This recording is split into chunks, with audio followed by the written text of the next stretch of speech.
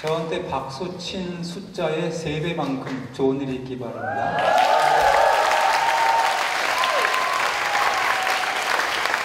감사합니다. 별로 그렇게 복받기를 원하시지 않는 것 같아요.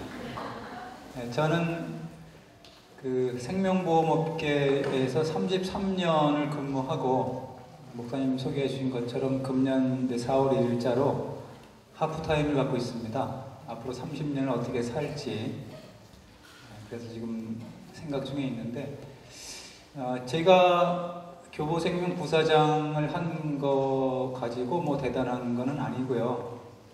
이제 저에 대해서 사람들이 이야기할 때 복의 근원이다 이렇게 사람들이 얘기를 해요. 그래서 사실은 제가 교보에서 강의할 때는 제 강의만 들어도 한 달 동안 재수가 좋다 그런 얘기를 하고, 또 저랑 악수하는 사람은 1년간 재수가 좋다. 그러면 이제 어떤 사람은 저한테 그러면 허깅하면 어떻게 되냐고 물어보거든요. 허깅하는 사람은 10년간 재수가 좋다.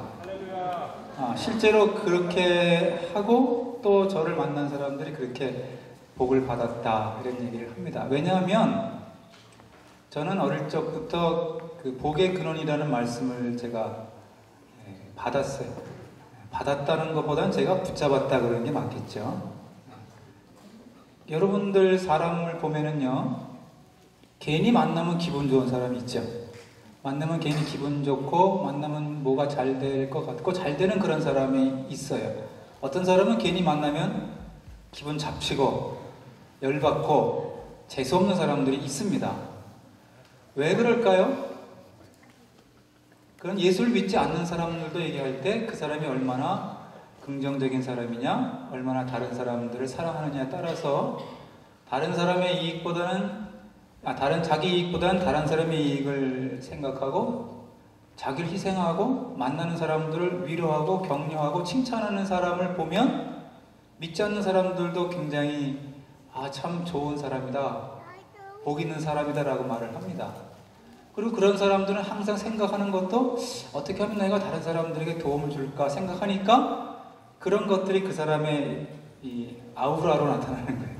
표정을 비롯해서 그 사람 분위기가 뭔가 따스하고 이렇게 부드러운 모습을 주는데, 자기 이기적인 생각만 하고 다른 사람을 이용해 먹고 그런 사람들은요, 얼굴이 굉장히 차갑고 그리고 보면 재수가 없습니다. 믿지 않는 사람들 그래요. 그런데 믿는 사람들은 근본적으로 하나님께서 우리를 복의 근원이라고 그러셨잖아요. 그죠?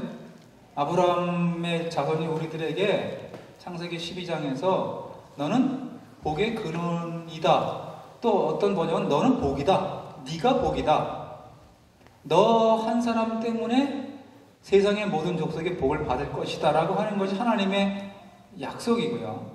또 베드로전서 2장 9절 보면은 너희는 택하신 족속이고 왕같은 제사장이고 하나님의 소유된 백성이다. 그래서 우리가 하나님의 아름다운 덕을 선전하는 사람이다 라고 하나님이 약속을 하셨어요. 근데 사람의 약속은, 사람은 변하고 또 요즘은 사람들이 얄팍하기 때문에 약속을 해도 그 약속을 지키지 않습니다. 그러나 하나님은 신실하신 분이기 때문에 딱 한 번만 약속하셔도 하나님의 약속은 변하지 않는 거예요. 근데 그런 약속을 성경에는 수없이 우리에게 하셨는데, 문제는 그것을 내가 내 것으로 받아들이느냐 아니냐. 여기 자매들 많이 계시지만 쇼핑을 하러 가면 백화점에 굉장히 많은 그 명품도 있고 좋은 게 있는데 그걸 아이 쇼핑하고 나오면 자기랑 아무 상관이 없어요. 근데 그것을 내가 사면 내 것입니다. 내가 그것을 사서 소유하는 순간 그것이 내 것이 되는 것인데, 아무리 보고 와도 안 사고 나오면 내 것이 아니라고 하는 거죠. 근데 일반 사회의 명품이나 사회의 것들은 내가 돈을 내야 그것을 살 수 있어서 우리가 갖고 싶어도 못 갖지만, 하나님의 약속은 돈이 필요 없는 거잖아요. 예수 그리스도, 예수님께서 자기 십자가로 다 피로 죄값을 치렀기 때문에 우리가 그냥 아멘으로 받으면 되는 거죠. 근데 그것을 많은 사람들이 받고 있지 않다라고 하는 거죠. 저는 그걸 받았기 때문에 제가 어릴 때부터 그것을 선포하고, 나는 복의 근원이다. 나를 만나는 사람은 복을 받을 것이고 내가 속한 조직은 최고가 될 것이고, 그리고 나 때문에 우리 회사가 복받을 것이다. 그런 생각을 하고 살았어요. 근데 문제는 현실은 그렇지가 않았다는 거예요. 저는 모태신앙으로 태어났는데 저희 부모님은 피난민이고 또 우리 아버님은 만주에서 넘어오셨기 때문에 아무것도 없는 집안입니다. 그러니까 저는 용돈이라고는 받아본 적이 없어요. 용돈이라는 건 받아본 적이 없었는데, 근데 고3 때 아버님이 그나마 돌아가셨습니다. 갑자기. 제가 이남일녀 장남인데 가난한 집안에 용돈도 없이 사는데 아버지 돌아가셨으니까 그건 황당한 거죠. 근데 참 고마운 것은 저희 아버님은 저에게 빚만 남겨주셨고 돈은 아무것도 안 남겨주셨지만 제게 남겨주신 유산이 믿음이라는 유산을 주셨어요. 어릴 적부터 저를 데리고 새벽기도를 다니시고 부흥사경회를 끌고 다니시고 순예배를 다니시고, 그리고 저를 글을 배우기 전부터 무릎에 앉혀놓고 성경 말씀을 해주셨습니다. 어릴 때부터 다윗, 또 모세, 요셉, 다니엘, 별 얘기를 전 다 듣고 자랐어요. 그러면서 제가 이제 글을 알게 될 때부터 저를 붙잡아 놓고, 저는 물론 매일 새벽 가정 예배를 드렸지만 제가 글을 배우는 그 순간부터 저를 불러놓고 신명기 28장을 펴라. 신명기 28장을 네가 한번 읽어라. 신명기 28장은 축복의 장입니다. 거기 보면은 네가 만약 내 모든 명령과 율법을 잘 지켜 행하면 내가 내게 복을 줄 것이다. 신명기 28장의 말씀입니다. 1절부터 14절까지 말씀 쭉 보면 내가 만약 내 명령과 율법을 지켜 행하면 내가 내게 복을 주는데, 그 복의 내용이 쭉 나와 있어요. 내가 들어가도 복을 받고 나와도 복을 받고, 너와 네 그 반죽 그릇과 너희 집에 사는 짐승도 다 복을 받고, 내가 머리가 되고 꼬리가 되지 않을 것이고, 내가 남에게 꾸어줄지라도 꾸이지는 않을 것이다. 적들이 너를 치러 한 길로 왔다가 7길로 도망갈 것이고, 그런 내용들이 쭉 나와 있어요. 그러면서 저에게 네가 하나님 말씀대로만 살면 너는 복을 받을 것이다. 15절부터 이제 그 더블로 나오는 것은 저주입니다. 그러나 네가 만약 내 명령을 지키지 않으면 저주가 임하는데, 그 반대 저주가 쭉 나오는 거예요. 하나님 말씀을 보면은 축복의 약속이 1이면 저주의 약속이 2입니다. 왜 그러느냐? 하나님께서 잔인한 분이 아니라 너무너무 사랑하기 때문에 너 그러면 죽어. 너 그러면 큰일 나. 너 그러면 안 돼. 제가 부모가 돼서 느낀 것이, 내가 우리 애에게 하는 얘기가 절대 너희 가면 안 된다고 말을 할 때는 굉장히 과장해서 너 그러면 큰일 나 그러면서 하더라고요. 하나님이 얼마나 우리를 사랑하셨으면 축복에 대한 그 선포보다 너 이거 잘못하면 망한다고 그렇게 얘기를 하셨어요. 저는 그래서 어릴 적부터 비록 가난하고 아무것도 없었지만 막연한 제 생각은 나는 분명히 리더가 될 것이다. 하나님이 나에게 머리가 된다고 하셨으니까 머리가 될 것이다. 또 부자가 될 것이야. 하나님이 내게 복을 쌓을 것 없이 준다고 했으니까. 근데 문제는 우리 집은 가난했고 저는 아무것도 없었어요.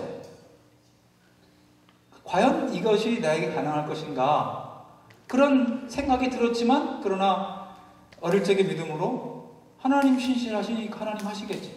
언제 그런 일이 벌어질지는 모르고 어떻게 그런 일이 벌어질지는 모르지만 하나님이 약속하셨으니까 해주시겠지. 그러면서 이제 딱 들어오는 게 그리 아니하실지라도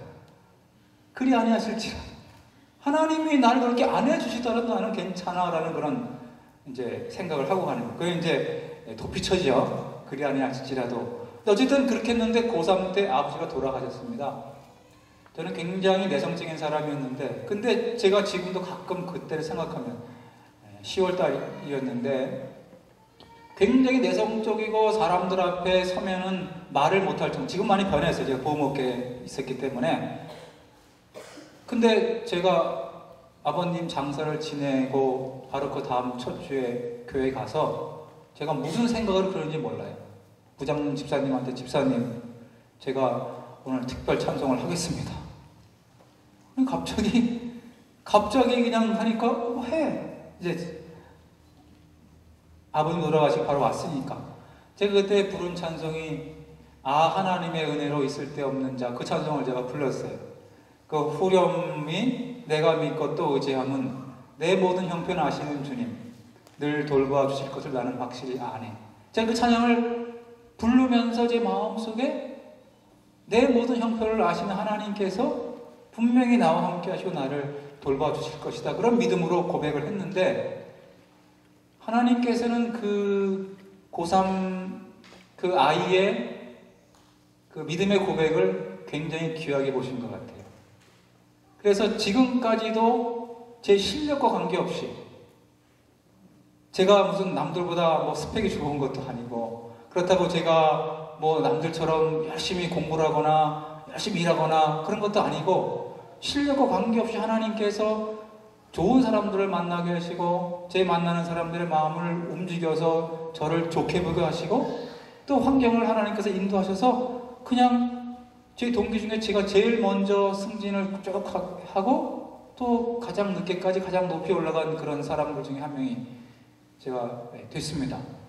근데 생각해보면 그것은 제가 한 게 아니고 저는 고향에 사시는 영등포 신길동 달동네 입구입니다. 최근에 한번 가보니까 야 이렇게 좁은 동네에서 내가 살았었구나 하는 생각을 했는데 학교도 그렇게 뭐 명문대학을 나오지는 않았어요. 근데 하나님께서 당신의 약속을 붙잡은 머리가 될 것이다, 복의 근원이 될 것이다 라는 그 약속을 신실하게 들어주신 것을 저는 감사하면서 여러분들에게 제가 드리고 싶은 것은 우리가 아우리치를 매년 가잖아요. 지난주에 전 양재 수석하는데 양재 청년들이 그 비전 헌금 찬양할 때 제 마음이 얼마나 벅차고 눈물이 나고 감격스러운지 야, 저 많은 청년들이 그 청년의 때를 하나님께 드리고 그 귀한 그 휴가 반납하고 그 힘든 돈을 내서 고생하러 가는구나. 하나님께서 얼마나 기뻐하실까. 아마 하나님께서는 저 청년들이 한 그 작은 헌신 절대 잊지 않으시고 평생 동안 갚아주실 것이다. 저 청년들 때문에 우리나라가 얼마나 참 복받을까 하는 그런 마음에 굉장히 제가 감동을 받았는데 여러분 아우리치를 가는 목적이 뭐예요? 아우리치를 가는 목적은 한마디로 말하면 복음의 빛을 비추기 위한 겁니다. 예수님께서 세상에 오실 때 빛으로 오셨다 그랬잖아요. 빛으로 오셨다. 흑암의 그늘진 땅에 살고 흑암의 땅에 거하고 사망의 그늘진 땅에 사는 그런 백성들에게 생명의 빛이 비쳤다. 참 빛으로 오신 분이 예수님이다. 그래서 예수님이 빛이 세상에 왔는데 사람들이 그 빛을 받아들이지 않았다. 요한복음 1장 말씀. 그러나 그 이름을 영접하는 자들에게 하나님의 자녀가 되는 분을 주셨다. 예수님이 세상에 오신 목적이 빛을 비치기 위해 오신 거죠. 흑암과 사망의 땅에 빛을 비춰서 영생을 주시러 오셨는데 그 예수님께서 우리들을 부르셔서 너희가 세상의 빛이다. 너희가 세상에 흑암에 있는 사람들, 사망에 걸진 사람들에게 빛을 비추라 하고 우리를 빛으로 만들어 주셨습니다. 그래서 우리는 아우리치를 통해서 흑암의 땅으로 가서 거기에 복음의 빛을 비추러 가는 거예요. 아우리치를 한 번 가는 것도 굉장히 중요합니다. 한 번을 하는 것도. 왜냐하면 하나님은 그것을 잊지 않으시니까. 그러나 아우리치는 사실은 어떻게 보면은 특별 이벤트예요. 그러니까 우리가 음식으로 치면 잔치 음식을 먹는 거죠. 아우리치라고 하는 것도 중요하지만 사실 가장 중요한 것은 우리의 일상생활 가운데 우리가 빛으로 사는 것이 사실은 중요한 겁니다. 크리스찬의 삶의 목적은 결국 빛을 비추는 거예요. 빛을 비춘다는 얘기는 주변이 어둡다는 얘기입니다. 빛은 크고 작고가 없어요. 어두우면 어두울수록 아주 작은 빛이 더 힘을 발하는 것이 빛이기 때문에 예수 그리스도는 우리가 빛으로 살기를 원하시는 거죠. 그래서 너희는 세상에 빛이라 그랬어요.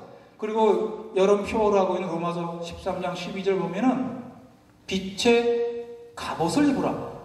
빛이 자꾸 이렇게 흐려지니까 갑옷을 입으라고 했겠죠. 근데 거기 전제가 하나 있습니다. 어둠의 일을 벗어버리고 빛의 갑옷을 입으라. 그 얘기는 뭐냐 하면 많은 크리스찬들이 어둠의 옷을 입고 있다라고 하는 거죠. 어둠의 옷을 입고 있다. 크리스찬답지 않게 살고 있다라고 하는 거죠. 로마서 13장 12절 말씀과 대조되는 말씀이 이사야 60장 1절입니다. 일어나라 빛을 발하라. 근데 거기에도 보면 빛을 발하라 이전에 뭐라고 있어요? 일어나라. 누워있다, 앉아있다는 거죠. 하나님의 약속은 분명히 우리가 복의 근원이 될 것이고, 우리가 가는 곳마다 하나님의 빛이 증거될 것이고, 그리고 우리가 가는 곳마다 사람들이 살아날 것이다. 너희가 머리가 될 것이다. 너희가 축복을 받을 것이다 라고 했는데 현실은 다르다. 왜 그러냐? 사람들이 빛으로 살지 않고 어둠의 일을 하고 있고 크리스찬의 정체성을 잃어버리고 그냥 앉아있거나 누워있기 때문에 그렇다라고 하는 거죠. 그래서 우리는 무기력한 상태에 살면서 성경에 있는 그 많은 이야기들은 나같이 평범한 사람의 이야기가 아니고 특별히 선택받은 다니엘이나 요셉이나 그런 사람을 얘기인가 보다라고 하면서 살아가는 것이 현실입니다. 거기다가 또 여러분의 저처럼 평범한 가정에서 세상적으로 볼 때 돈도 없고 백도 없고 스펙도 없는 사람들 같은 경우는 그냥 내 인생은 이렇고 끝날 것인가라고 생각한다라고 하는 거죠. 그러나 제가 본 것은 왜 크리스천이 세상에서 빛을 비추지 못하는가? 하나님 나라의 청년은 결국 빛을 비추는 사람이 되어야 되는데 왜 크리스천들이 그러지 못하고 오히려 개독교라고 사람들로부터 비난을 받고 있는가라고 하는 이유는 제가 보니까 크게 세 가지를 잘못하고 있더라. 크리스천들이 몰라서. 그래서 첫 번째, 크리스천이 빛을 비추지 못하고 사회에서 직장에서 실패하는 이유의 1번은 뭐냐면 일상의 생활과 믿음의 생활을 분리해서 생각하고 있더라는 거예요. 믿음의 생활은 교회에서 하는 것이고 일상생활이나 직장생활은 세상적인 방식으로 살아가는 것이지 신앙생활은 교회에서 하는 것이지 직장에서 하는 것이 아니다. 직장에서 그렇게 하면 손해본다, 왕따 된다, 그러면 실패한다. 그래서 교회에서는 그렇게 열심히 하고 그렇게 신실하고 그렇게 좋은 사람들이 교회만 떠나면 일반 사람들과 별 차이 없이 같이 살아가더라는 거죠. 교회에서는 믿음이 있고 하나님의 살아계심을 인정하며 하나님의 능력을 찬양하던 사람들이 직장이나 일상생활에서는 하나님을 잊어버리고 그냥 하나님 모르는 사람처럼 믿지 않는 사람들과 같은 생각으로 살아가더라고 하는 거죠. 저는 그런 사람들을 제가 직장에서 볼 때 직장인 크리스찬이라고 분류를 합니다. 직장인 크리스찬. 저는 직장 생활했기 때문에 직장인 위주로 말씀드리면 직장의 크리스찬은 두 종류가 있어요. 첫 번째 부류, 대부분의 사람들은 직장인 크리스찬입니다. 즉 직장 생활과 신앙 생활이 분리된 사람이에요. 그러니까 이 사람은 어떤 사람이냐면은 직장 생활 가운데에서는 그 사람이 크리스찬이라는 표시가 나질 않아요. 직장 생활할 때는 딴 사람들과 똑같이 행동합니다. 똑같이 이기적이고 똑같이 자기 이익을 위하고 똑같이 자기 편하고 싶고 그리고 자기가 신앙이라는 걸 밝히지 않아요. 밝혔다가는 자기가 나중에 희생을 해야 되니까. 그래서 직장 생활할 때는 아무 표시가 없는데 언제 표시가 나느냐? 퇴근 후에 또는 주일날. 퇴근 후가 되면 교회로 달려갑니다. 주일날 되면 교회 와 있어요. 그리고 지금 여기 와 있어요, 여러분들. 요게 다른 거예요, 요게. 근데 직장 가면 표시가 안 나요. 주변 사람들은 그 사람의 크리스찬이 몰라요. 그런 사람을 표현하는 말이 비밀 요원들이죠. 007 크리스찬들. 비밀 요원 크리스찬들이에요. 이런 사람들은 뭐랑 똑같느냐면 직장인 동호인 회원하고 똑같은 거예요. 직장인인데 댄스 동호회 회원, 직장인인데 등산 동호회, 직장인인데 사진반, 직장인인데 뭐 여행 동호, 이런 사람들은요, 직장생활 똑같이 하고 퇴근하면은 이제 댄스하러 가고 사진 찍으러 가고 뭐 운동하러 가고 여행 다니고 그런 거예요. 신앙생활을 그렇게 하는 사람들이 많더라고요. 의외로 많더라고요. 근데 빛을 발하는 크리스찬은 어떤 사람이냐면은 크리스찬 직장인이에요. 나는 크리스찬이다. 크리스찬인데 직장인을 하고 있는 거예요. 크리스찬인데 하나님이 난 특별한 뭐 백도 없고 돈도 없고 뭐 재능도 없으니까 직장 한 거예요. 크리스찬인데 사업하는 크리스찬 사업가지요. 크리스찬인데 연인, 크리스찬 연예인이죠. 그 사람의 정체성의 1번은 크리스찬입니다. 나는 크리스찬이다는 거예요. 내가 크리스찬이기 때문에 내가 이 직장에서 그러면 무엇을 할 것인가? 내가 이 직장에서 어떻게 주님의 빛을 드러낼 것인가? 내가 어떻게 직장에서 이 사람들을 전도할 것인가? 내가 어떻게 직장에서 하나님의 말씀과 하나님의 그 사랑으로 섬길 것인가? 하는 것이 우선인 사람이에요. 직장에서의 성공이나 인정보다 앞서서 내가 크리스찬이라고 하는 정체성을 지키겠다 하는 그런 사람들이 크리스찬 직장인입니다. 여러분, 여러분들이 간과하고 있는 게 우리를 빛이라고 예수님이 그러셨는데, 그러면 여러분들 마태복음 5장에 보면은 예수님이 우리를 어디에 빛이라고 불렀습니까? 너희는 어디에 빛이라고 했어요? 너희는 세상의 빛이라고 그랬습니다. 여러분, 너희는 교회의 빛이라고 그랬습니까? 너희는 너희 순 가운데 빛이라고 그랬습니까? 너희는 길공동체의 빛이라고 그랬습니까? 아닙니다. 너희는 세상의 빛이라고 그랬습니다. 근데 우리는 교회의 빛이 되고 싶어요. 교회의 빛이 되고 싶으면 목사님이 되셔야죠. 교회의 빛은 목사님이에요. 교회의 빛과 소금은 목사님이고 목회자분들이에요. 그러나 목사님이나 목회자분들은 직장을 갈 수가 없습니다.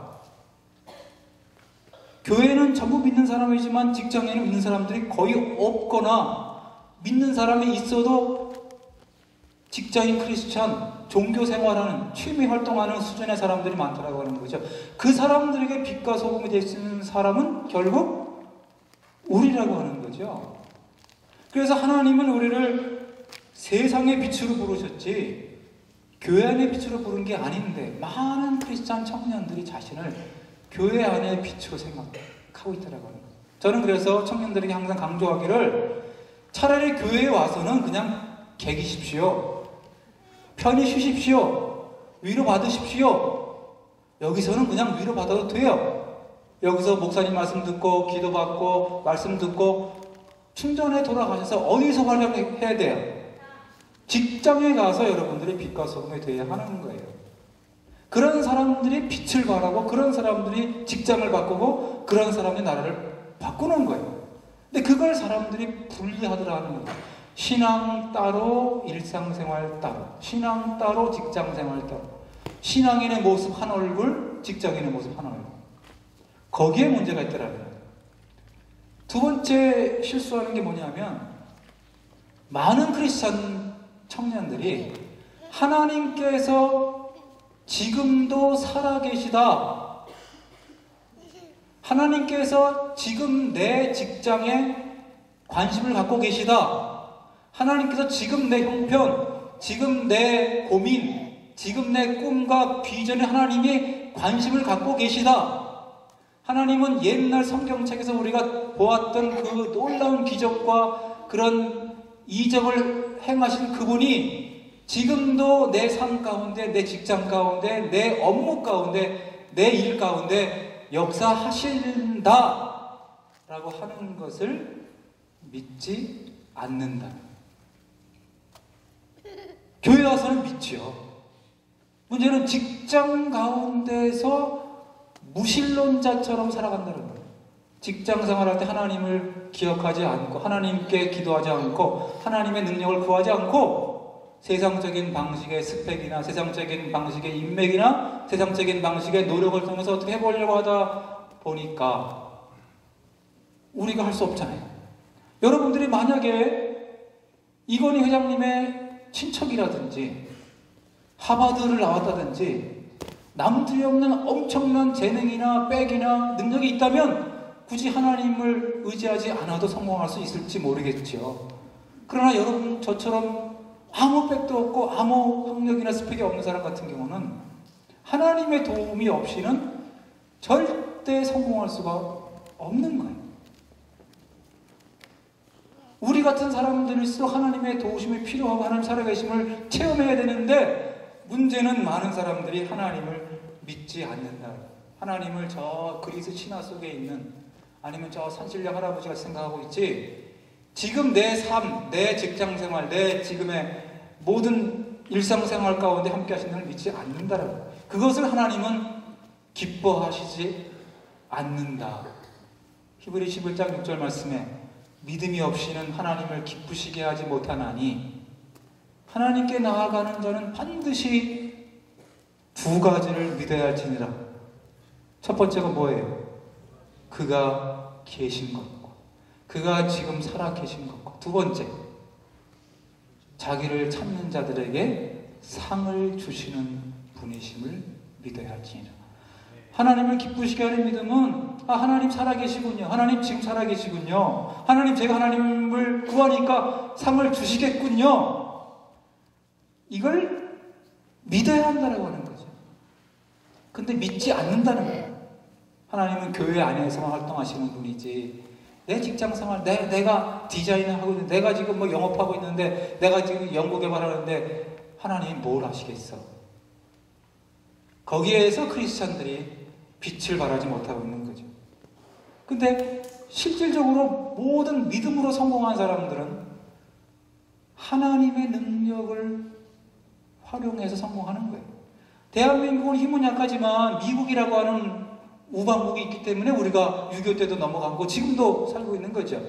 나는 힘이 없지만 전능하신 하나님, 나에게 상을 주려고 애쓰시는 하나님, 내가 원수가 되고 내가 하나님을 미워할 때도 날 사랑하신 그 하나님이 제발 나에게 손을 내밀어라, 내가 널 도와줄게, 내가 너를 빛으로 세우겠다라고 하시는데, 하나님, 에이 뭐 저까지 것 같은 사람에게 하나님 뭐 직장생활까지 신경 쓰시겠습니까? 라고 우리가 포기하고 있는 이것이 문제라고 하는 거죠. 여러분, 성경을 보실 때마다 그냥 보지 마시고 백화점에서 쇼핑하듯이, 이 말씀 하나님 주실 겁니다, 이거 저한테 이루어주세요, 하나님 저도 이렇게 해주세요, 그렇게 붙잡으면 하나님은 우리의 그 기도에 응답하시는 분이라고 하는 거죠. 결국 성경의 모든 위대한 위인들은요, 세상적으로 볼 때는 다 망한 것 같고 아무 힘이 없었는데 하나님의 그 약속, 하나님을 믿는 믿음으로 하나님께서 역전을 시켜주셨잖아요. 그런 것들이 지금도 우리 삶 가운데도 일어나고 있다라고 하는 거죠. 세 번째, 크리스천들이 실패하는 이유가 뭐냐면, 성공을 추구하는데 성경적인 전략을 따르지 않고 세상적인 전략을 따르더라. 여러분, 다윗과 골리앗이 싸울 때, 다윗이 만약에 골리앗하고 싸울 때 처음에 사울왕이 이렇게 제안했던 것처럼 갑옷을 입고 칼과 창을 들고 싸웠으면 이겼을까요? 졌을까요? 이길 확률은 0%입니다. 골리앗은 평생을 그런 싸움 한 사람이죠. 다윗이 어떻게 그 골리앗을 이길 수가 있어요? 절대 다윗은 골리앗하고 싸울 때 골리앗이 싸우는 방식으로 싸우면 백전백패, 이길 확률은 0%입니다. 그러나 다윗이 하나님을 배제하고 골리앗하고 싸우게 생겼어요. 근데 다윗이 그나마 0.1%라도 이길 수 있는 확률은 뭘까요?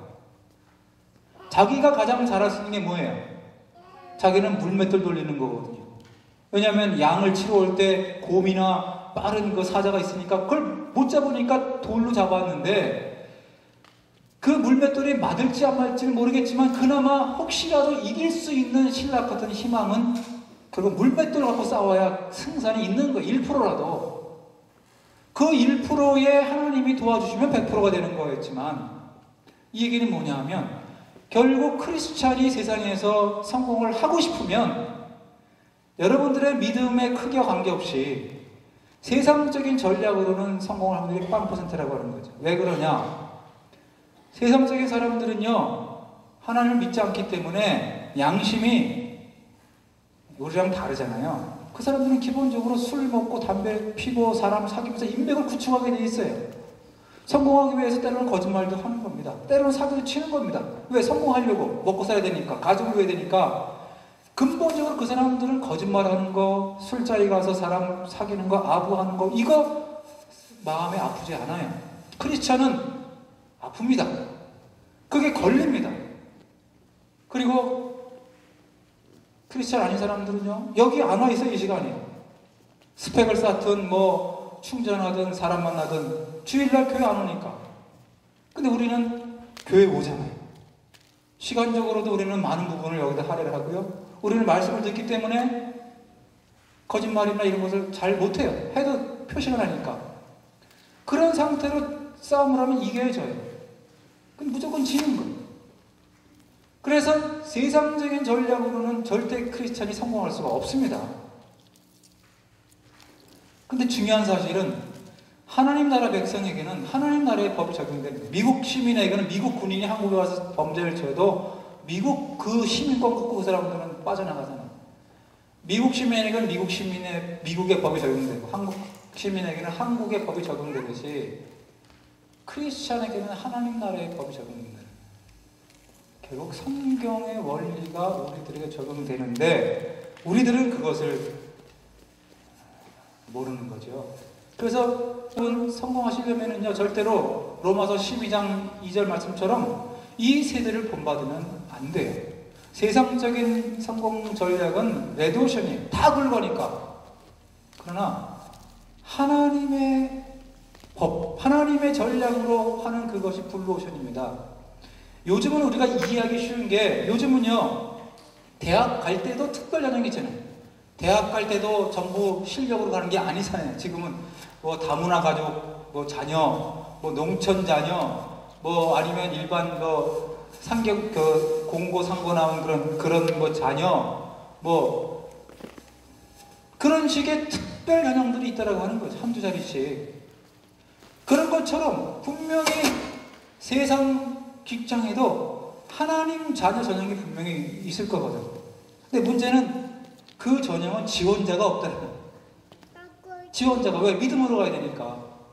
그래서 오히려 그 길로 가는 사람이 더 쉽게 성공을 하고, 저는 제가 그런 길을 왔기 때문에 당당하게 말씀을 드릴 수가 있어요. 그래서 제가 제 말씀을 좀 드리면, 제 말씀을 드리기 전에 하나 더 말씀을 드리면, 제가 가장 안타까운 게 청년들이 직장에 대한 그 개념을 잘못 갖고 있어요. 여러분, 직장을 구할 때 어떤 직장을 구합니까? 여러분, 직장 구하기 힘들잖아요. 어떤 직장을 구하죠? 첫째, 내 적성에 맞고, 그죠? 둘째, 좀 돈 많이 벌 수 있고, 또 재미있고, 편하면 더 좋고. 보통 우리가 원하는 직장이 적성에 맞고, 편하고, 재미있고, 쉽고, 돈 많이 주고, 이런 거 원하는 거예요.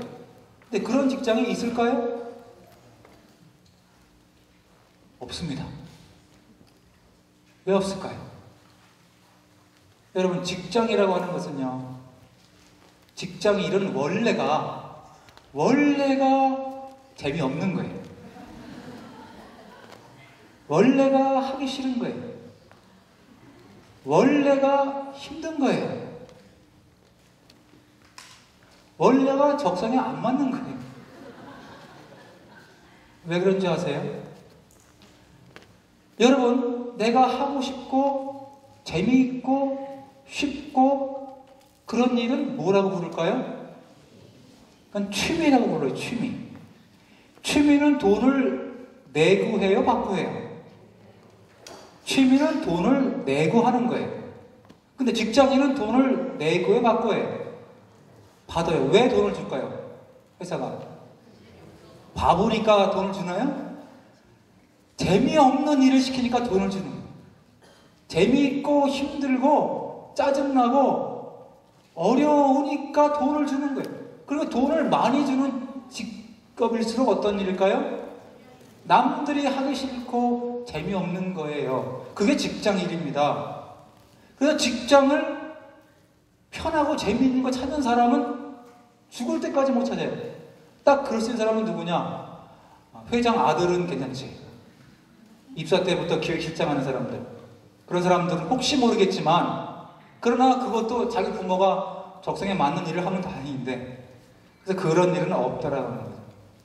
원래 직장 일은 재미없는 거예요. 하기 싫은 거예요. 여러분, 그걸 먼저 알아야 돼요. 근데 문제는, 그러면 어떤 사람이 성공하느냐? 그 재미없는 일에 재미를 붙이는 사람. 하기 싫은 일을 열심히 하는 사람이에요. 그리고 힘든 일을 쉽게 만드는 사람이에요. 그럼 어떤 사람이 그렇게 만드냐? 그것은 그 일에 소명감을 가진 사람들입니다. 소명감. 저는 사실은 제가 생명보험업계를 33년 근무했지만, 지금도 생명보험 그러면 사람들이 별로 그렇게 썩 좋은 직업이라고 생각하지 않지만, 제가 처음 가는 33년 전에는 보험회사 가면 그냥 선도 못 봤어요. 보험회사 가면 다 빚진다. 보험회사는 사기꾼이다. 그런 시절입니다. 저도 제가 보험회사 가려고 한 게 아니에요. 원래 제가 직장생활 할 때는 제가 모태신앙으로 성장했기 때문에 직장생활을 해야 되는데 저는 스펙도 아무것도 없으니까. 근데 문제는 저희 아버님이 저에게 말씀하시기를 신명기 28장을 계속 저에게 주입시켜 주셨고, 네가 직장을 가더라도 거기서 빛과 소금이 되고 복의 근원이 되라고 했는데, 제가 그때 생각이 뭐냐면, 나는 직장생활하면서 절대 믿음을 버리지 않아야 되겠다. 그래서 가장 중요한 게 뭐냐? 제 어린 마음에 가장 중요한 건 두 가지였어요. 첫째는 술, 담배를 하지 않는다. 요즘은 술, 담배 하는 교인도 많지만 우리 어릴 때는 술, 담배 안 하는 거, 술, 담배를 하지 않는다. 두 번째, 주일 성수한다. 저는 그 두 가지를 갖고 시작했기 때문에 상식적으로 남자가 술, 담배를 하지 않고, 지금은 술 문화가 좀 낫지만 옛날에는 뭐 술 안 먹으면 안 되는 사회였으니까, 남자가 술, 담배를 하지 않고 직장 생활을 한다, 이거는 불가능한 그런 시대였습니다. 누가 들어? 지금도 그렇게 하겠지만. 두 번째, 그 당시는 일을 뭐 엄청나게 되는데 주일 성수한다는 건 말이 안 되는 거예요. 근데 어쨌든 저는 제가 술, 담배를 하지 않고 주일 성수를 해야 되겠다고 결정을 했기 때문에 선택할 수 있는 데도 많지 않았고, 제가 대학 다닐 때도 아버지가 없으니까 아르바이트 하면서 다녔기 때문에, 학자금 인대 받았기 때문에 좋은 대학이나 학점도 좋을 리가 없죠. 그래서 그때 맨 처음에 지금도 기억나는 게 첫 공채를 10월에, 그때 대한민국 전체 첫 공채가 있었습니다. 무역 상사였어요. 근데 그 당시에는 해외여행이 안 될 때입니다. 근데 무역 상사가 이제 그때 지금도 제가 생생하게 기억하는 그 공고, 옛날에는 이 포스터 붙었는데 거기에 뭐라고 써있냐면 카라카스 주재원을 찾습니다라는 게 그 포스터였어요. 카라카스가 어딘지 아세요? 베네수엘라 수도입니다. 해외여행이 안 되는 그 시대에 카라카스 주재원을 찾는다. 그게 확 닿는 거예요. 제가 그걸 지원했는데, 그때 이제 그게 우리나라 첫 공채니까 뽑는 인원은 공복명 20-30명 뽑는데, 그때 TV에 뉴스에 나올 정도였는데 8,000명이 지원했어요. 첫 공채니까. 제가 그걸 이제 갔는데 필기시험. 저는 이제 서류 전형은 아예 안 돼요. 저는 스펙이 안 좋아서. 그러니까 무조건 필기를 봐야 되는데, 제가 필기를 봤는데 당당 제가 필기를 합격을 했습니다. 저희 단과대에서 유일하게. 저 공부를 잘했는지 하나님이 도와주셨는지 모르겠어요. 어쨌든 했는데, 이제 면접을 가잖아요. 면접할 때 자기소개가 가장 중요하지 않습니까? 그 제가 자기소개를 그때 쓴 게 지금도, 그 자기소개 지금도 쓰고 있습니다. 제가 뭐라고 썼는지 자기소개를 딱 할 때, 저는 모태신앙의 크리스천입니다. 저는 술, 담배를 하지 않습니다. 그러나 저는 정직하고 성실합니다. 저는 복의 근원입니다. 그래서 저를 만나는 사람들은 복을 받습니다. 제가 속하는 회사는 잘 됩니다. 그게 제 멘트였어요. 완전히 멋모르가는 멘트죠. 저는 술, 담배 안 하는 게 가장 큰, 뭐 직장 생활보다 더 큰 게 술, 담배 안 하는 거, 그 다음에 저는 주일 성수 합니다. 이렇게 얘기했어요. 저는 딱 그렇게 얘기하면 하나님이 생명처럼 기가 막히게 학교 키우실 줄 알았어요. 근데 딱 하니까 몇 명이 쫙 이제 임원들이 있는데 한 분은 딱, 그래. 나도 장로인데. 장로님이 문제가 있더라고요. 나도 장로인데 자네 크리스찬이라고. 근데 야, 크리스찬이지만 무역회사에서 우리가 바이오를 접대해야 되는데 술 안 먹고 어떻게 무역회사 하나 그러더라고요. 그 제가 술 안 먹어도 다 할 수 있습니다. 하나님은 도와주십니다 그랬어요. 그러니까 허허, 야, 술 안 먹고 어떻게 직장생활해? 나 정말 술을 먹어야지. 그래 또 하나 질문이 태클 들어오는 거예요. 너 근데 만약에 주일날 바이오 가면 어떻게 하나? 전 그래서 장로님이 나를 믿음을 시험하나? 그래서 당연히 안 나오죠. 제가 주일날 일 있으면 토요일날 밤새면서까지 제가 하겠습니다. 저는 그렇게 하나님 도와주시면 딱 그랬어요. 전 그리고 마음속으로 합격일 것이다. 딱 근데 바로 불합격했어. 하나님께서 왜 나를 불합격시켰을까? 저는 그때 생각한 게 나를 안 뽑으면 니네가 손해지 뭐 내가 손해냐? 근데 결국 지금은 그 회사가 망했습니다. 제가 안 갔기 때문에 그랬겠죠. 그리고 이제 직장을 구한 게 사실은 그 당시에는 무역회사랑 건설회사가 대세였어요. 그때가 한창 이제 중동 붐이 있을 테니까. 그래서 제가 건설회사를 가려고 시험을 봤는데 건설에서 합격을 하고 그 다음에 한 군데만 보면 안 되니까 여러 군데 보잖아요. 그리고 이제 본 데가 이제 삼성생명입니다. 삼성생명은 그 당시에 삼성그룹 공채를 해서 합격을 해서 삼성생명을 발령을 딱 받는 순간에 3분의 1이 그만두는 회사였어요.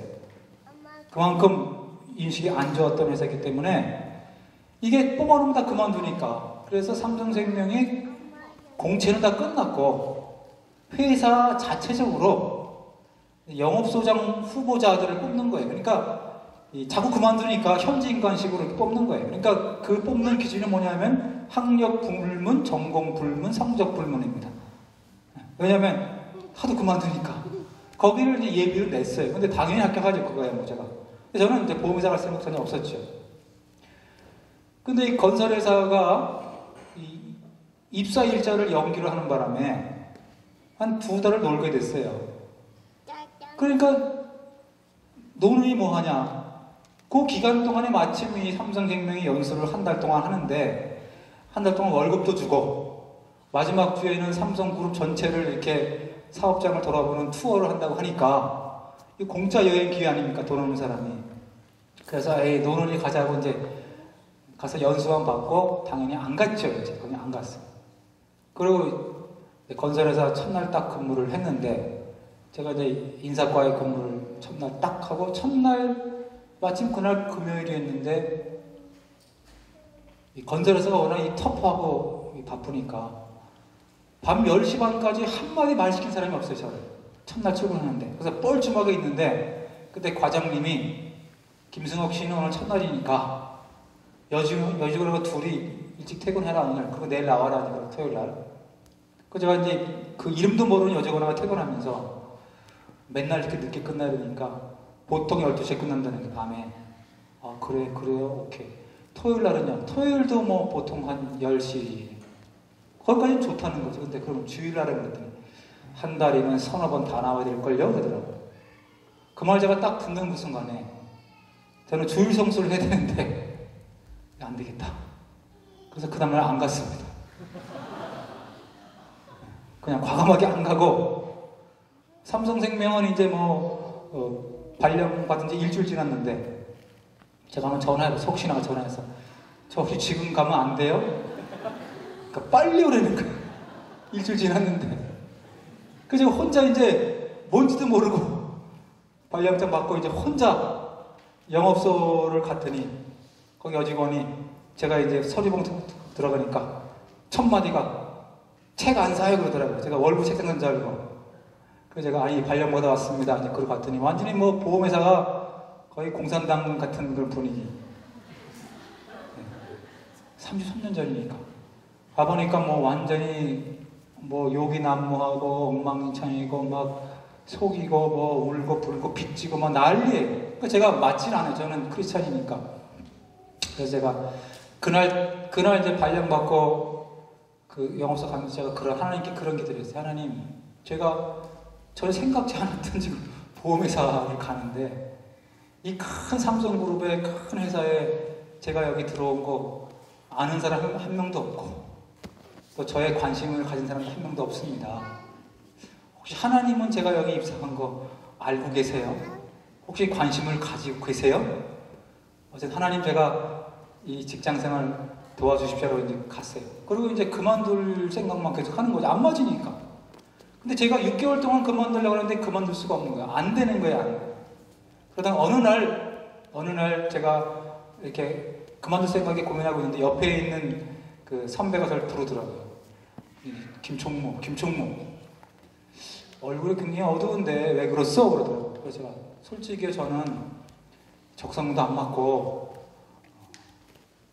뭐 이게 분위기도 그렇고 뭐 전 그만두려고 그럽니다. 그러니까 저보고 그때 그분이 저한테 한 얘기 있습니다. 김총무, 지금 보험업계가 이렇게 엉망진창이고 당신이 있는 그 영업소 사람들 맨날 눈물 흘리고 그렇게 힘들어하고 있다면 도망갈 생각하지 말고 당신이 한번 그걸 바꾸면 안 되겠어요? 당신이 한번 그 영업소를 바꾸고 당신이 한번 이 보험업계를 바꾸면 안 되겠어요? 라고 저한테 딱 말하더라고요. 저는 그 말 딱 듣는 순간에 이게 하나님의 음성으로 들었어요. 하나님 분명히 나를 복의 근원을 세운다고 하셨고 빛과 소금으로 하신다고 하셨는데 나는 내가 내 적성에 맞고 편하고 이런 생각했는데 하나님 나한테 그래, 네가 어두운 땅에 가서 네가 한번 빛이 돼보지, 네가 한번 이 사람들 바꿔봐. 그 말을 딱 듣는 순간에 하나님이 나를 여기 보내셨나? 그래, 내가 한번 바꿔보자. 그런 마음을 딱 먹는 그 순간부터 완전히 다른 세상이 벌어진 거예요. 내가 그전까지는 내가 어떻게 하면은 여기서 돈을 벌까, 어떻게 하면 내가 여기서 인정받을까, 어떻게 하면 편할까 생각하던 사람이 어떻게 하면 내가 이 사람들을 위로하고 격려할 수 있을까? 내가 어떻게 하면 이 사람을 성공시킬 수 있을까? 내가 어떻게 하면 보험업계를 바꿀 수 있을까라는, 내가 하나님이 약속하신 내가 보험업계의 복의 근원이 될 수도 있겠구나. 그러고 보니까 매일매일이 새롭고 매일매일이 배우는 거예요. 막 울고 하면 난 저렇게 하면 안 돼. 나도 언젠가는 내가 소장이 되면 난 절대 저렇게 안 해. 그러니까 아침마다 앉아갖고 어떻게 내가 이 사람들을 교육하고 내가 어떻게 이 사람들의 문화를 만들까 하고 연구를 계속 하는 거예요. 그러면서 기도하고 하나님 말씀도 보고 그래서 준비를 쫙 하고, 근데 결국 그 어둡고 각박하고 힘든 그 사람들의 마음을 치유하는 길이 성경에 써있는 서로 사랑하라, 서로 짐을 나누어지라. 그래서 성경에 대해서, 보험에 대해서 연구해 보니까 보험이라고 하는 게 이게 뭐 사기치고 남 죽어야 되는 건 줄 알았더니 제가 성경을 쭉 보면서 성경 속에서 보험을 어떻게 말하는 걸 제가 연구를 쭉 했어요. 왜? 하나님께서 어떻게 우리 보험업계를 위로하고 싶으신 걸 제가 보고 싶었으니까. 제가 크리스찬이니까 내가 하고 있는 이 일이 정말 성경적으로 맞는지를 확인하고 싶어갖고 성경을 계속 봤는데 거기서 제가 놀라운 걸 발견한 게 신명기서를 보니까 신명기 24장을 제가 읽으면서 깜짝 놀라는 걸 발견했습니다. 하나님께서는 고아와 과부와 나그네 하나님이다. 하나님께서 이스라엘 백성들에게 너희가 농사를 짓고 포도나무 열매를 따고 감람나무를 딸 때 다 따지 말고 일부는 모퉁이를 남겨둬라. 이삭을 따다가 이삭이 떨어지면 주지 말고 놔둬라. 포도나무나 감람 열매를 딴 다음에 다 땄나 확인하지 말고 놔둬라. 왜? 그것은 네 것이 아니고 너희 중에 살고 있는 불쌍한 미망인들, 고아들, 또 나그네, 외국인 근로자들 몫이다. 어쩌면 이게 보험의 정신이겠구나. 우리가 보험을 들 때 내가 돈 내고 내가 받으려고 하니까 손해보는 게 억울하고, 야 내가 왜 죽어야 돼, 병들어야 돼 라고 그렇게 난 생각하고 있었는데 이기적으로 보험을 보니까 내가 내 돈 내고 돈 타고 싶은데 못하고 억울하고 해약하면 손해봤는데, 아, 이게 내가 낸 보험료가 나를 위한 게 아니고 어쩌면 보험을 들고 세상을 떠난 그 가족에게 주는 보험금이구나, 그런 생각이 딱 든 거예요. 하나님이 지혜를 주셨어요. 그러다 보니까 우리가 보험을 그동안은 보던 게, 보험이 제일 나쁜 게 해약하고 손해보는 거잖아요. 근데 보험이 제일 좋은 건 뭐예요? 조금 내가 많이 타는 거 있잖아요.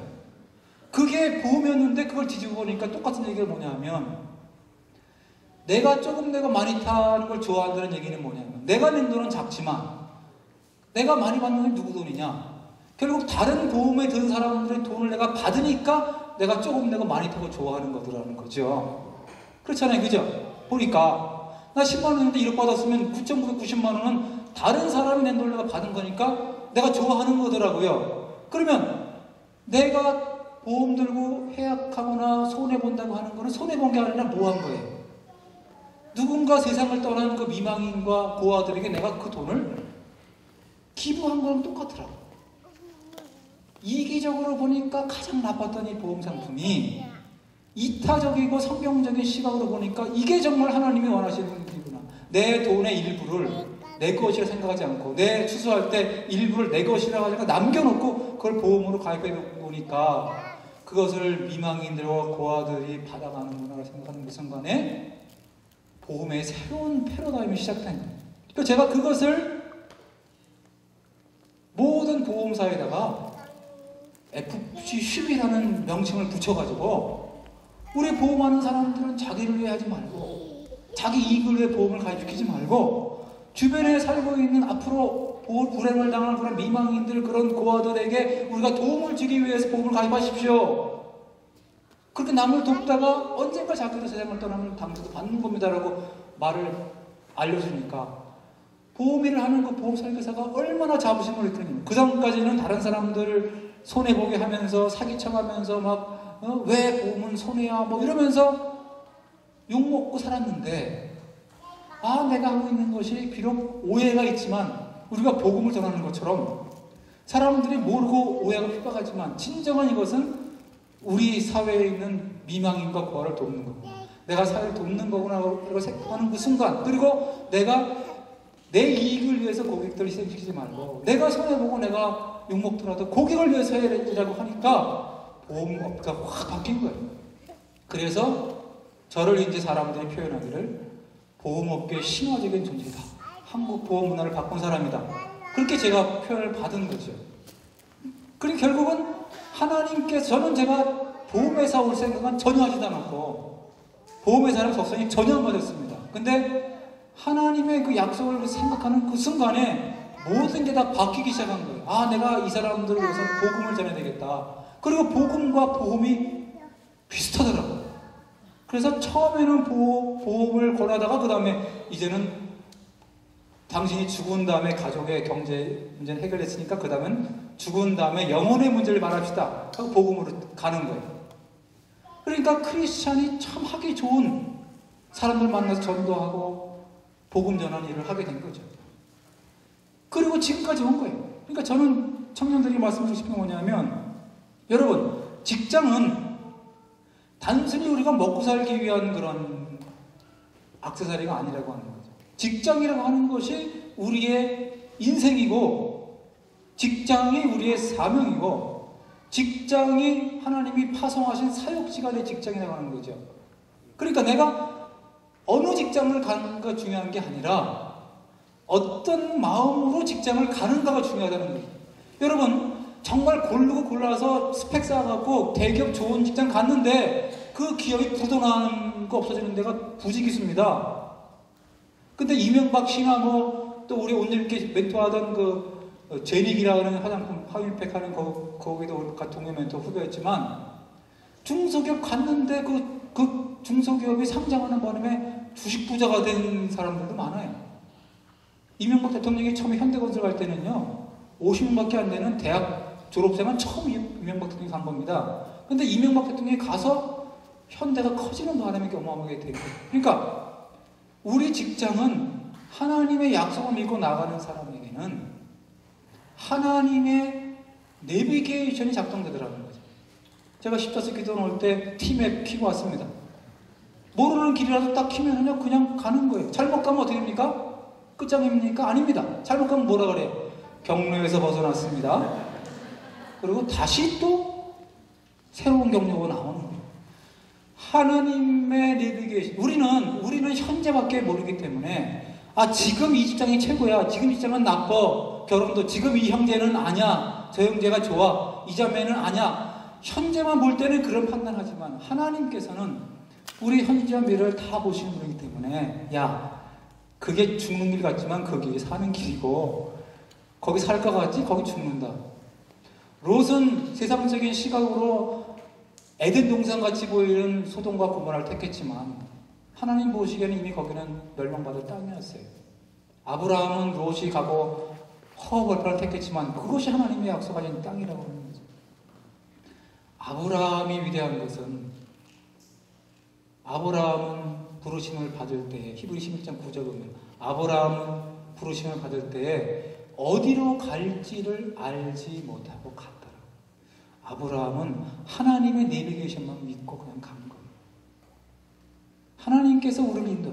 하나님은 분명히 여러분들을 세상의 빛과 소금으로 부르셨고, 여러분 머리로 삼으시고, 여러분을 통해서 여러분이 가는 곳곳마다 그 직장이 아무리 힘들고 그 업계가 아무리 지금 별 볼 일이 없어도 여러분이 거기 가면 그 직장이 최고의 직장, 누구나 가고 싶은 직장으로 바뀔 수 있습니다.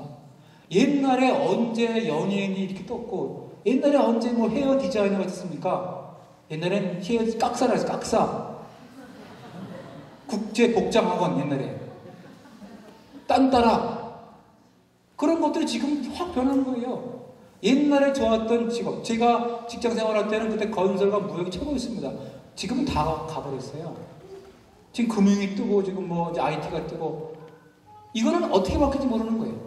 근데 문제는 그 바뀌는 그 중심에 여러분들이 있다라고 하는 거죠. 그래서 여러분 직장을 선택하실 때 크리스찬은 직장 선택 기준이 달라야 됩니다. 아브라함의 부르심의 가장 중요한 것은, 아브라함은 부르심을 받았을 때에 직장이 바뀌었어요. 직업이. 그 전까지 아브라함의 직업은 도시에서 편안한 직장이었어요. 도시에 편하고 안정되고 보수도 많은 직장이었어요. 근데 부르심을 받는 그 순간에 직업이 바뀌어버렸습니다. 뭘로? 유목하는 양치기로 바뀐 거예요. 앞길이 불투명하고 힘들고 돈도 못 버는 거. 사도 바울도 부르심을 받는 그 순간에 그가 율법학자고 정치가 지망생이고 행정하던 사람이 다 때려치고 텐트메이커로 바꾼 거예요. 전세를 돌아다니면서. 결국 하나님의 부르심에 순종한다고 하는 것은 내 직장, 직업 문제까지도 하나님께 맡긴다고 하는 거예요. 그래서 그렇게 될 때면 뭐든지 선택할 수 있는 폭이 넓어진 거예요. 하나님이 보내시는 길을 제가 갑니다라고 가는 거예요.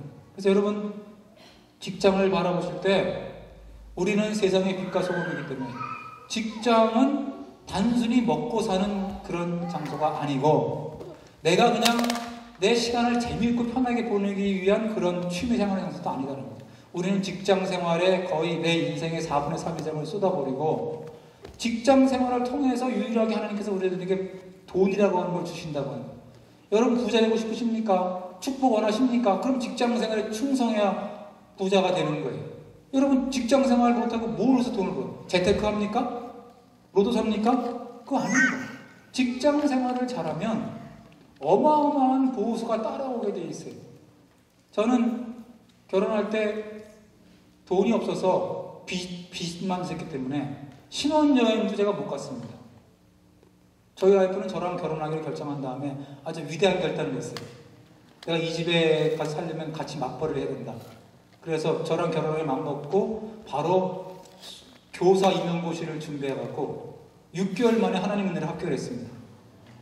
교사 임용고시 6개월 만에 공부하면서 수요일은 다 예배드리고 주일날은 교회 와서 예배하면서 믿음으로 하나님이 저를 사랑하셔서 합격시켜주셨어요. 그 둘이 맞벌이를 해가지고 둘이 계속 빚을 갚아나갔습니다. 빚을. 그래갖고 결혼한 지 16년 차 되던 해에 빚을 다 갚았어요. 1999년도 제가 정확히 빚을 다 갚은 그때 제 인생에 3가지 놀라운 축복이 벌어지는 게, 첫째는 제가 그 해에 회사에서 임원이 됐고, 교회에서는 장로가 됐고, 그 다음에 그때부터 하나님께서 물질의 축복을 막 부어주시더라고요. 그러니까 하나님은 빚을 참 싫어하시는구나. 저는 와이프랑 둘이 결혼한 다음에 재정 관리, 재정을 하면 할 얘기 많은데 지금 뭐 시간이 없네. 가장 중요한 건 재정의 원칙입니다. 돈이라고 하는 것은요, 얼마를 버는가가 중요한 게 아니고요, 어떻게 쓰는가가 중요한 거예요. 돈은. 왜냐하면 돈이라고 하는 것은 이게 만몬이거든요. 돈은 만몬이. 그러니까 우리가 재정 관리 문제는 단순한 돈 문제가 아니고 영적 전쟁의 문제입니다. 예수님께서 유일하게 돈에 대해서 당신과 동격으로 그렇게 표현하십니다.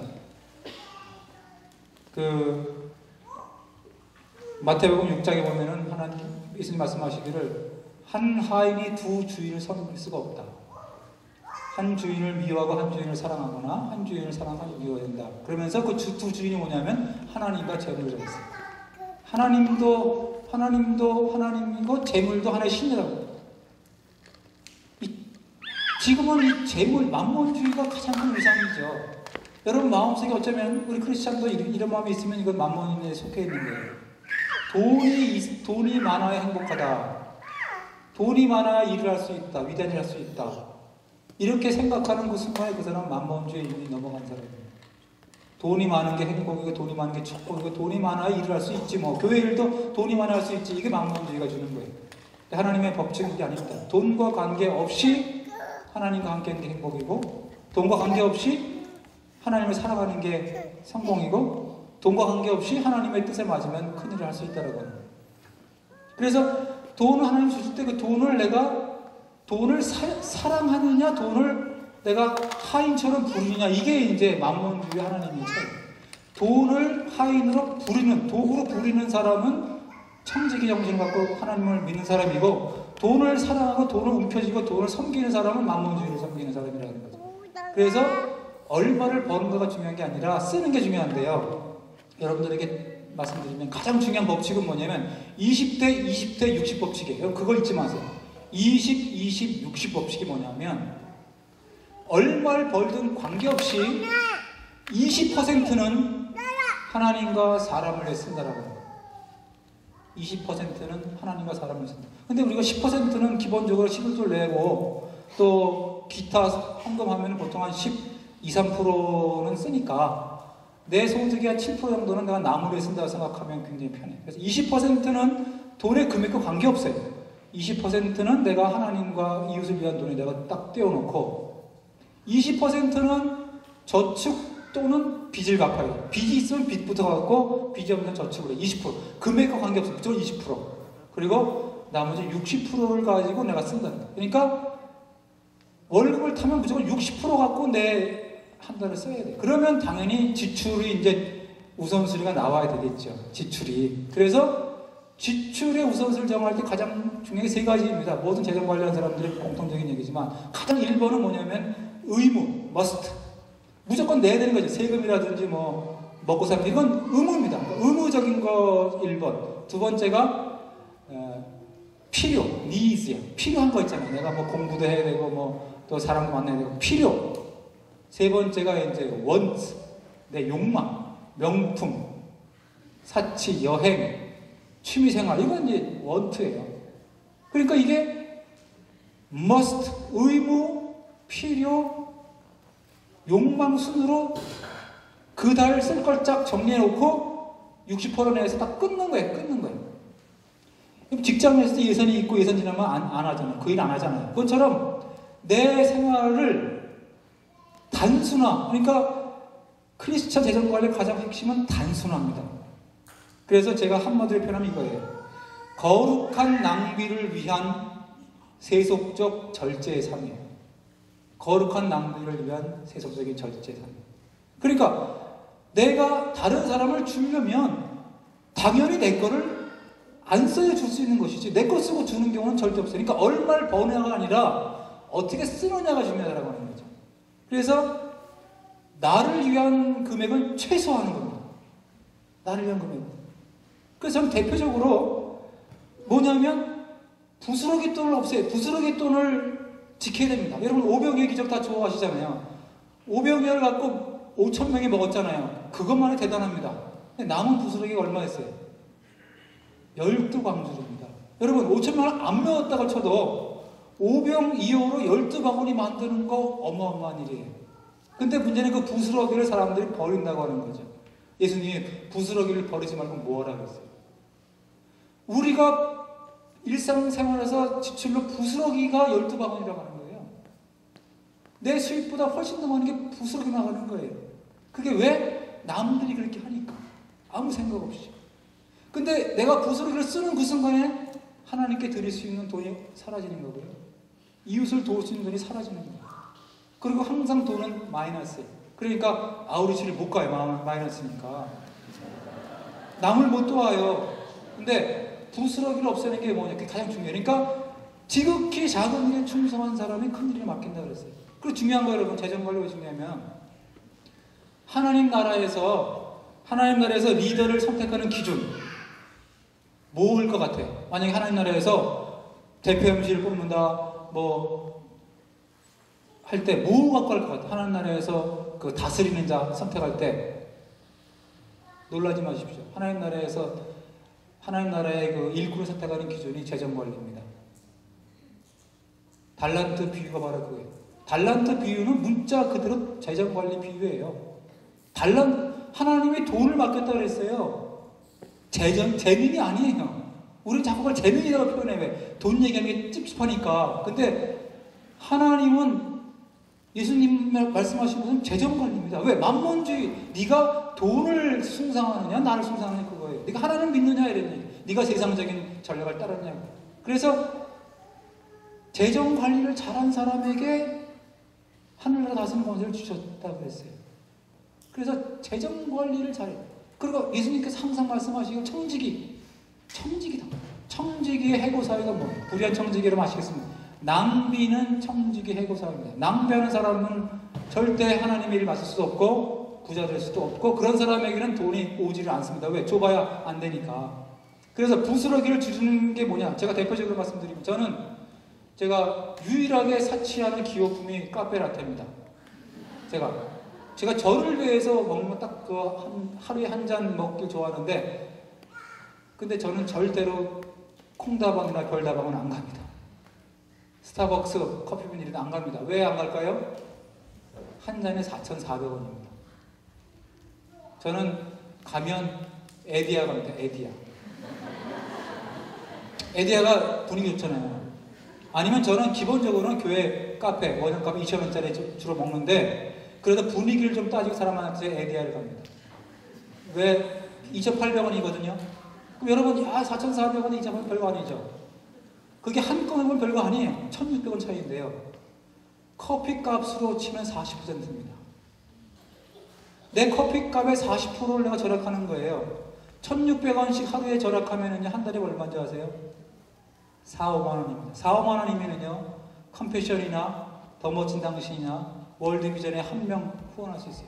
내가 커피를 안 마시면 뭐 더 말할 거지만, 내가 마시더라도 커피빈 안 가고 에디아 가면은 내가 그것만 가지고도 한 아이를 살릴 수가 있고요. 선교사 여러분 지원할 때 얼마나 지원하겠어요? 교회도 보통 한 사람 선교사 할 때 10만 원씩 줍니다. 저도 10만 원씩 주지만 그러나 여러분 수준이면은 3, 4만 원 보내도 대단한 선교가 될 거예요. 근데 그걸 내가 커피 한 잔만 장소만 바꿔도 그게 가능한 거예요. 그거 한 가지뿐이겠습니까? 여러분 핸드폰 요금제 6서에서 4위로 바꾸는 순간에 한 달에 20만 원씩 이렇게. 한 달에 2만 원이면은요, 1년이면은 그게 24만 원이고, 10년이 240이고, 20년이면 480이에요. 항상 재정 관리하는 사람들은요, 부스러기 생각할 때 한 건을 보는 게 아니라 그걸 20년을 곱합니다. 그러면 내가 한 달에 2만 원만 줄여도 그게 20년이면 240만 원. 이자 생각하는 거, 복리 생각하는 거 더 뻥치면 많지만, 원금만 240이면 여러분들이 해외 아우리치 한두 번씩 가고도 나옵니다. 한 건 그까지 만 원, 그까지 2만 원, 이거 여러분 부스러기가 모이면 12광주. 그것이 모이면 내가 한 달에 몇십 명씩 후원할 수 있고요. 내가 얼마든지 아우치할 수 있고, 내가 얼마든지 그 돈 갖고 사람들 격려할 수 있어요. 여러분, 사람 위로하고 격려하는 돈 많이 필요하지 않아요. 그냥 차 한 잔 같이 먹고 밥 한 그릇 먹어도 그게 격려가 되는 거예요. 그 비용이 얼마예요? 10,000원이에요. 그 10,000원을 나를 위해서 그냥 부스럽게 쓰면 아무것도 아니지만 그걸 내가 절약을 해서 거룩한 낭비를 하는 거예요. 그런 삶을 살면 그 사람은 어디 가든지 복의 근원입니다. 모든 사람들 만나서. 그 대신 자기 자신은 단순한 삶을 살고. 그러다 보니까 취미를 어떻게 개발하냐? 돈 안 쓰고 행복한 취미. 그게 뭐겠어요?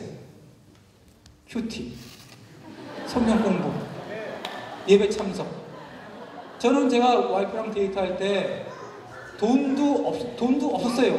그러나 저는 제가 우리 와이프랑 한 1년 반 데이트했는데 한 번도 우리 와이프랑 저녁을 먹거나 영화를 본 적이 없습니다. 돈이 없어서. 그럼 뭘 했냐 도대체? 매일 만나면 저희는 그냥 동네를 걸으면서 뭘 했냐면은 성경 공부를 했습니다. 큐티 나누느라고. 저희 와이프는 저를 만나서 예수님이 됐기 때문에 제가 저희 데이트는 다음 주까지 주기도문 외워오세요. 그리고 주기도문까지 외워오세요. 다음 주까지는 사도신경 외워오세요. 그 다음에 성경 강해 걸어다니면서. 왜 크리스찬이 데이트할 때 만나서 큐티 나누면 안 하죠? 왜 쓸데없는 커피 먹고 왔다 갔다 하고 영화 보고 왜 그러다녀요? 같이 앉아서 우리가 성경을 나누고 그게 차별된 삶이라고, 구별된 삶이라고 하는 거죠. 그러니까 우리는 지금도 두 부부가, 저희가 양재 교회 앞에 중앙항이 집을 하는데 저희 집 별명은 중앙항이 수도원입니다.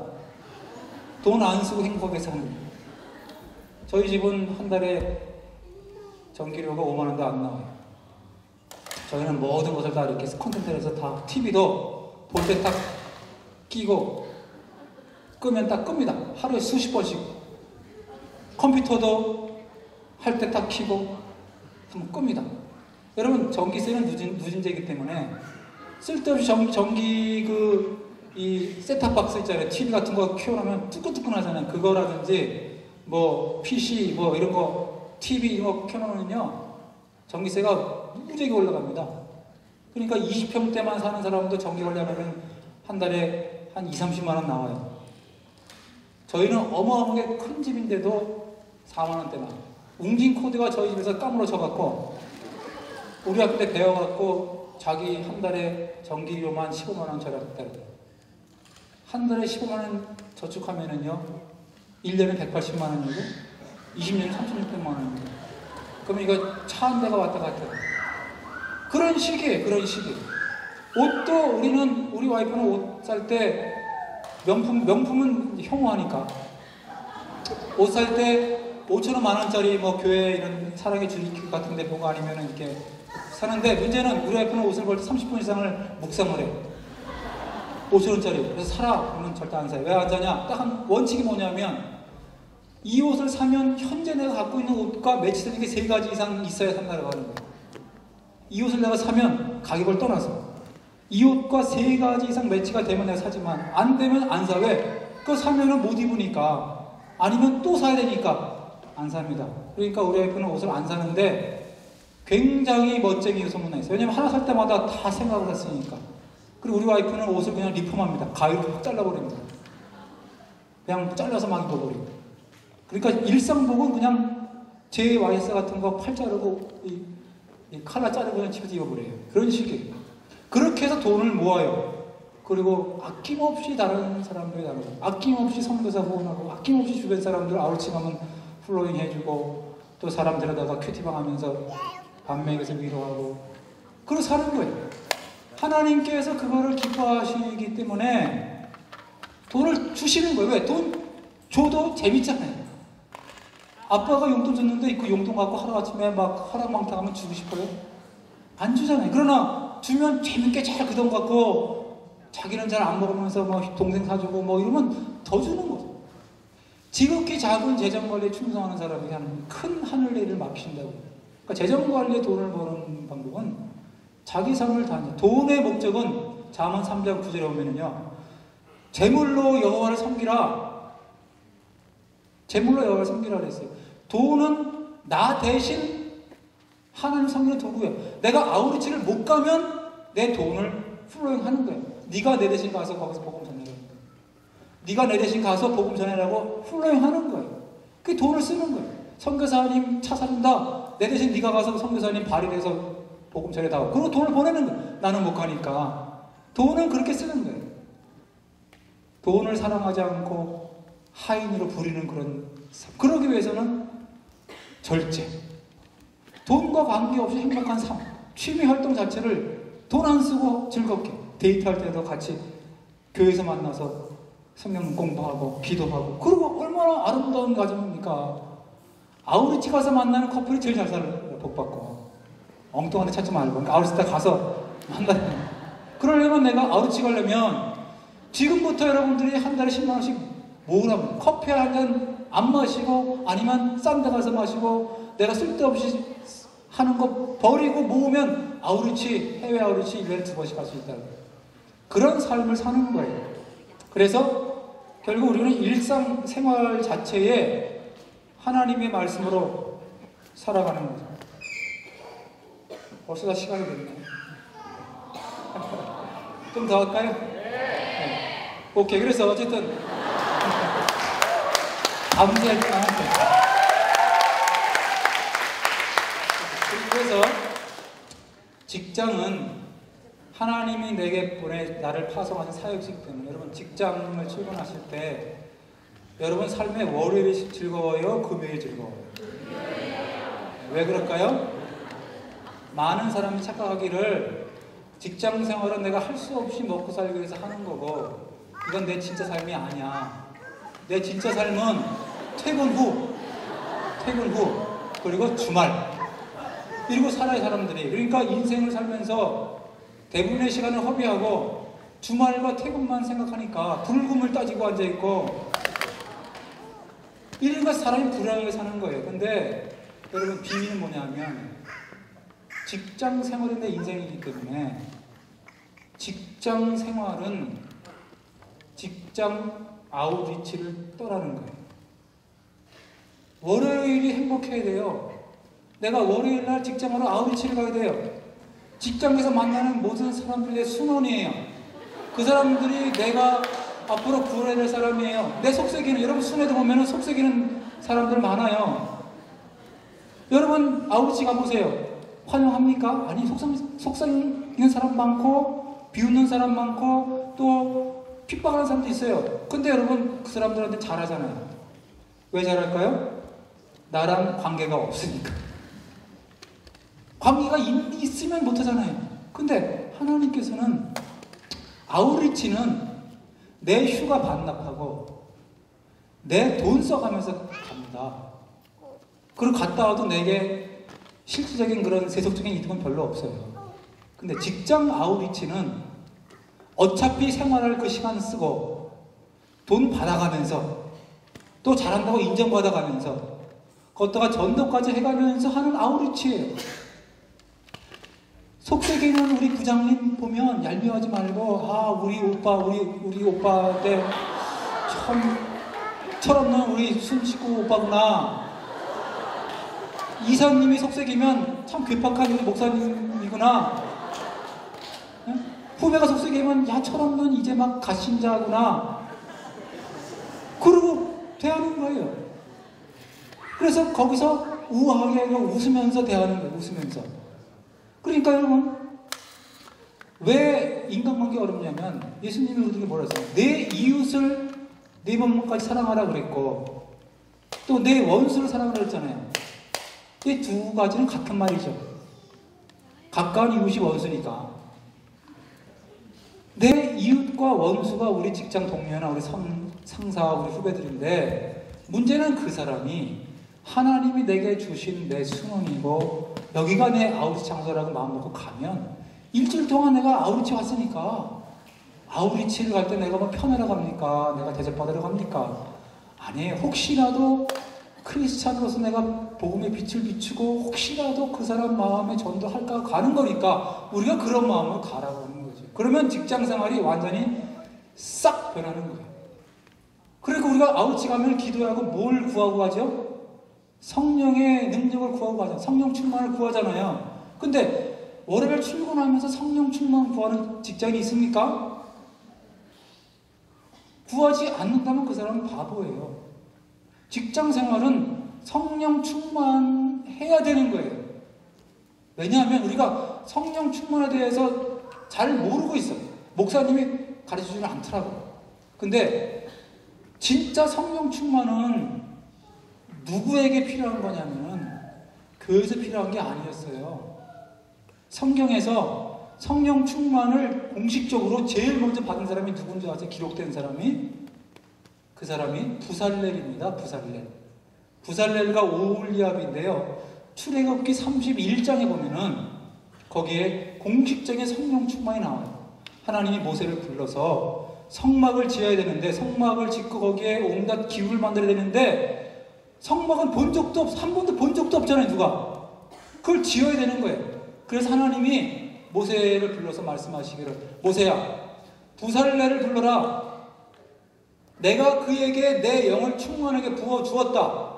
내가 그에게 성령 충만을 주었다. 근데 성령 충만의 내용이 뭐냐 하면 그 내용이 내가 그에게 지혜와 통찰력과 지식과 재능과 기술을 주었다. 성령 충만이라 하는 것은 뭐냐면은 연약한 인간이, 제한된 인간이 무한하고 전능한 하나님의 능력을 내가 받는 것, 이게 성령 충만입니다. 사도행전 1장 8절 너희가 성령이 오시면 내가 권능을 받는다. 힘을 받는 게 무슨 힘을 받느냐? 사람이 갖고 있지 않은 하나님의 능력, 물론 하나님의 마음, 하나님의 속성도 있지만 하나님의 능력을 받는 것인데, 하나님은 어떤 하나님이냐 이러니 지혜의 하나님, 지식의 하나님, 기술의 하나님, 재능의 하나님이에요. 그래서 하나님께서 부살렐에게 보통 사람들이 갖고 있지 않은 지혜와 지식과 통찰력과 재능과 기술을 주었다. 그리고 오홀리압도 불러라. 내가 그에게 주었다. 그래서 그가 만들 것이더라. 이게 성령 충만의 기원입니다. 그러니까 성령 충만은 뭐냐면 직장인은 직장 생활 가운데 지혜와 지식과 기술과 재능을 구하고 받아야 되는 거고요. 목사님은 말씀의 은사를 받아야 되는 거고요. 선교사는 병 낫고 신유하고 귀신 쫓는 은사를 받는 거예요. 군인은 삼손에게는 힘으로 나타났고요. 다윗에게는 활을 당기고 말을 타고 담을 넘는 그런 싸움의 기술을 주신 거예요. 결국 그 사람에 맞는, 사람에게는 없는 하나님의 능력 받는 게 성령 충만입니다. 그럼 직장인은 어떤 걸 구해야 됩니까? 하나님 제게 지혜와 능력을 주셔서 제가 하고 있는 이 일의 통찰력과 지혜와 지식과 기술을 주십시오라고 기도하면 하나님은 주신다는 거예요. 대표적으로 제가 왜 술, 담배를 안 하기로 결정하고 나갔냐면 다니엘서 1장 8절을 내가 보고 거기서 감동을 받았어요. 다니엘의 성공한 비결이 뭐냐? 다니엘은 스펙을 쌓은 사람이 아닙니다. 왜 성공했냐면 다니엘은 1장 8절 보면은 다니엘은 뜻을 정해서, 거룩하기로 뜻을 정해서 왕이 먹는 포도주와 진미로 자기를 더럽히지 않기로 결심했다. 다니엘의 결심은 나는 거룩과 순결이 우선이지 내가 바벨론에서 성공하고 이거 살아나는 거 아니다. 그래서 정한 게 뭐냐면 포도주와 진미, 우상제물이었으니까 안 먹기로 결심을 했어요. 저는 제가 직장생활을 시작하면서 나는 절대 술과 담배를 안 하기로 결심을 했어요. 근데 그런 결심한 다니엘에게 하나님 뭘 하셨냐면 다니엘서 1장 17절인가 보면 하나님이 다니엘에게 지혜와 지식과 명철을 주셨더라. 그리고 특별히 거기다 꿈과 이상을 해석하는 능력을 주셨더라. 하나님의 성령의 충만을 주셔서 다니엘은 자기의 스펙이나 자기의 노력이나 능력 이상의 하나님이 주시는 지혜와 명철과 꿈을 해당을 주셨기 때문에 그것으로 다니엘이 차별화가 된 거라고 하는 거예요. 그러니까 우리가 하나님의 말씀을 따라서 나는 말씀을 지키고 거룩하겠다는 마음을 먹으면 하나님이 우리에게 성령을 통해서 지식을 주시더라는 거예요. 그래서 제가 성경을 보다가 보험의 비밀을 발견한 것도 하나님이 저에게 성령의 충만을 주신 것으로 생각합니다. 그리고 유명한 그 대표적으로 스탠다드 오일사의 유명한 사건이 있어요. 스탠다드 오일에 있는 한 직원이 성경을 보다 보니까 모세의 이야기를 하는데 모세의 어머니가 모세를 어디다가 했죠? 갈대바구니에 놓고 역청을 발라서 띄웠더라고. 이 순간에 역청을 발랐단 말이지. 역청은 뭐예요? 석유 찌꺼기거든요. 그걸 입는 순간에 이 직원이 그럼 이집트 나일강가에 석유가 있다는 거 아니야? 그래서 그걸 얘기해서 팠는데 어마어마한 유전이 나왔다고 하는 거예요. 성경 말씀을 읽으면서 이게 역청이라는 얘기는 이게 석유인데, 그러고 스탠다드 오일이 엄청 컸다고 하는 그런 얘기들이 있는데, 하나님의 말씀은 우리에게 지혜를 주시기 때문에 하나님이 우리를 책임져 주시더라고요. 그래서 여러분 성경을 무슨 자격증을 따고 뭐 성공학 책을 읽고 다 필요 없어요. 저는 고등학교 때부터 잠언을 하루에 한 장씩 읽었습니다. 잠언이 모든 성공에 관련된 것, 모든 지혜와 지식, 경제학, 경영학, 잠언란이 다 있어요. 근데 31장이니까 하루에 한 장씩만 읽어도 한 달이면 다 읽어요. 잠언만 열심히 읽어도 하나님의 약속이 뭐예요? 시편 1편. 복 있는 사람은 악인의 길을 쫓지 않고 죄인의 길에 서지 않고 오만한 자의 자리에 앉지 않는다. 많은 사람들이 악인의 길에서 패거리 인맥을 만들고 죄인 길에 서서 겉모습을 쓰고 오만한 자리에 앉아서 힘을 갖고 사람들을 휘두릅니다. 그게 성공을 생각합니다. 근데 복 있는 사람은 그렇지 않다. 그럼 뭐라 그랬습니까? 오직 여호와의 율법을 즐거워해서 그 율법을 주어라 묵상합니다. 지혜의 하나님, 지식의 하나님, 명철의 하나님이 우리가 여호와를 경외하고 말씀 읽을 때 그걸 주시니까 직장생활 가운데 차별화가 돼요. 하나님께서 그냥 딱 보면 답을 주시는 거예요. 저는 그걸 느꼈어요.